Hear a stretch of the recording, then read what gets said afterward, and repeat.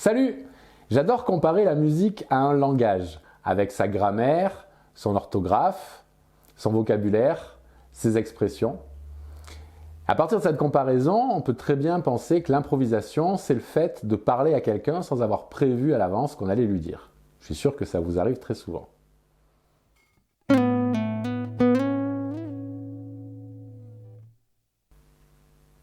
Tout comme il existe énormément de vocabulaire pour s'exprimer, il existe énormément de gammes et d'arpèges pour pouvoir improviser. Et pour commencer, je vous conseille de démarrer avec la gamme pentatonique. Elle n'est pas trop dure à mémoriser et assez facile à faire sonner au début. Si vous ne la connaissez pas, je vous renvoie à mon cours sur le sujet. Je vous conseille également d'utiliser des playbacks. Il y en a énormément sur YouTube. Vous tapez playback guitare et vous allez en trouver dans plein de styles différents et surtout avec la tonalité indiquée.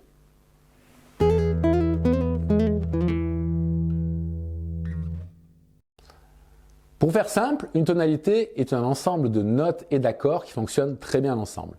On verra un petit peu plus tard comment la retrouver sur n'importe quel morceau. Pour l'instant, suivez les indications du playback choisi. Si c'est une tonalité mineure, comme La mineur par exemple, vous allez jouer la pentatonique de La mineur, c'est-à-dire le schéma de la première position en partant d'un La sur la corde de Mi, ici en 5e case. Si vous ne connaissez pas les notes de votre manche, je vous renvoie à ma vidéo sur le sujet. Si c'est une tonalité majeure, à ce moment-là, c'est la deuxième note de ce schéma qu'il faudra superposer à la note voulue. Si vous voulez jouer en La majeur, vous allez donc en fait jouer la première position de Fa dièse mineur. Attention, il y a un piège si jamais vous choisissez un blues comme playback. À ce moment-là, même si le blues est majeur, vous allez pouvoir jouer la gamme pentatonique mineure. Donc un blues en La majeur, on va pouvoir improviser avec la pentatonique de La mineur.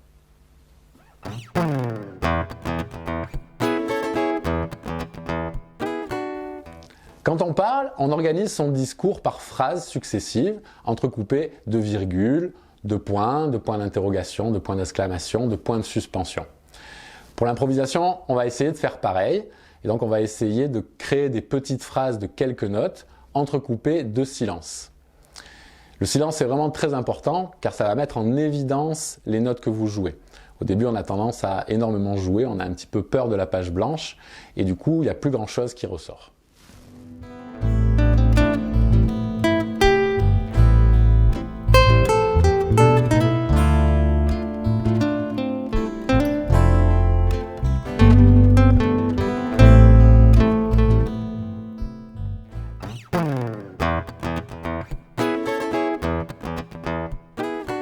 Très souvent, au début, on va enchaîner des tas et des tas de notes, alors que c'est beaucoup plus facile et surtout beaucoup plus efficace de jouer rythmiquement avec des répétitions d'une ou deux notes.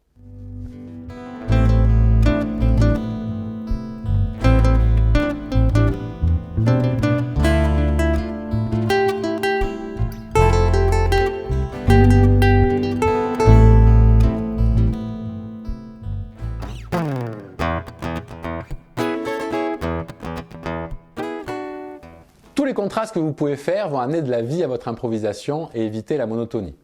Alors ça peut être au niveau de votre attaque main droite, jouer plus ou moins fort les notes, varier vos accentuations.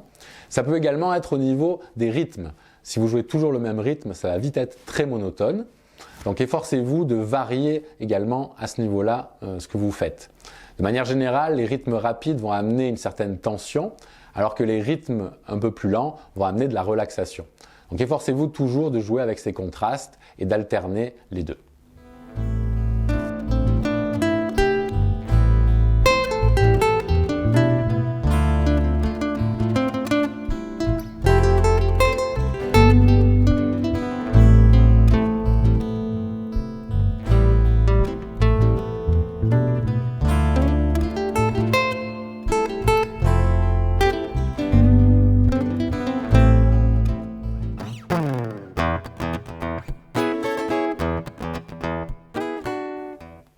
Une autre manière de contraster votre jeu consiste à utiliser des techniques et des effets variés. Je vous renvoie à ma vidéo sur le sujet pour voir toutes les possibilités à la guitare.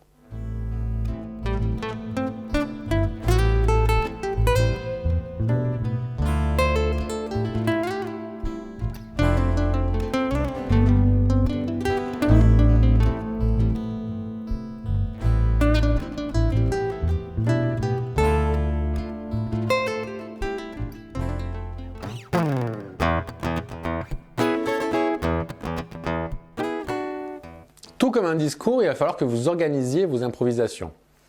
Les phrases doivent s'enchaîner de manière cohérente entre elles. Pour cela, il existe pour commencer un moyen assez simple qui consiste à partir d'une phrase à la répéter en changeant uniquement la dernière note. Ça va engendrer un espèce de jeu de questions-réponses assez efficace.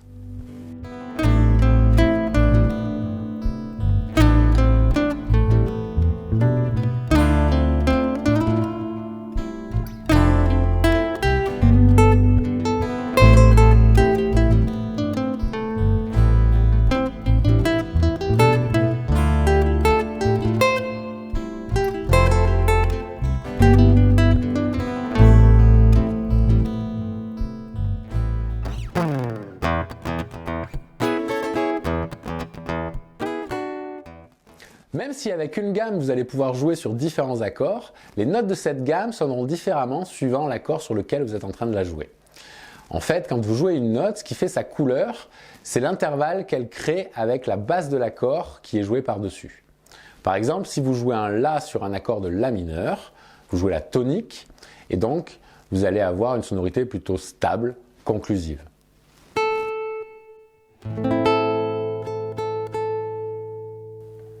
Par contre, si vous jouez ce même La sur un accord de Fa majeur, cette fois vous aurez une tierce, Fa, Sol, La, et donc vous aurez une sonorité un peu plus ouverte.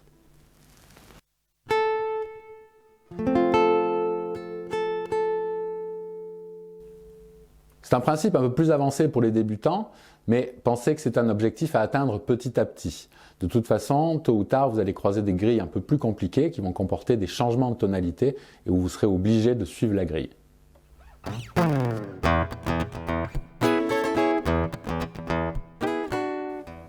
Dernier conseil, soyez indulgent avec vous-même.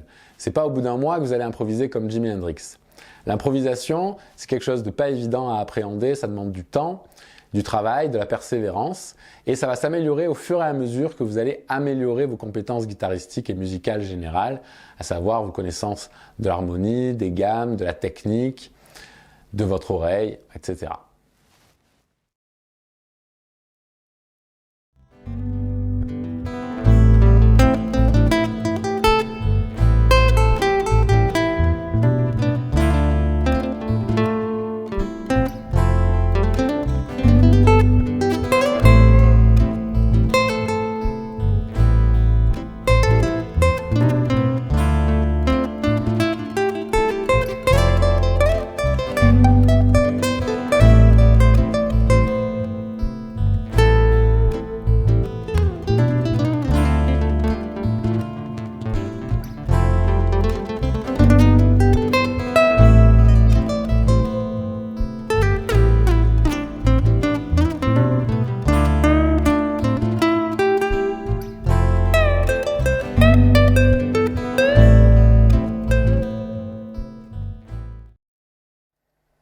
Et voilà, ce cours est terminé. J'espère que ces quelques conseils vous aideront à améliorer vos improvisations. Si c'est le cas, n'hésitez pas à vous abonner, à me laisser un commentaire et on se voit dans une prochaine vidéo. Salut!